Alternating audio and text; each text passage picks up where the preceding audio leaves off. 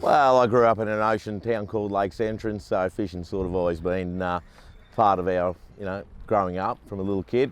My father and mother introduced us to it, so yeah, it's been in the blood for a long time. Well, Edencraft's been a renowned name out in the boating industry for years, so it's everyone knows an Edencraft. It was fortunate for me, I got to meet Grant and Josie and the rest of the team here, come down, visited the factory, seeing the quality of build and the boat they produce is just incredible, so there was no questions. Look, we put obviously the Simrad electronics through it, full snapper rack stainless steel.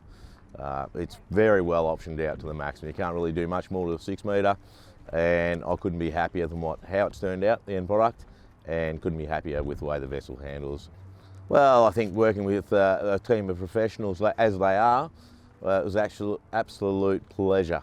Anything and everything that was asked was fulfilled there and then on the spot, and the process from start to finish was a joy, and that makes it just incredible.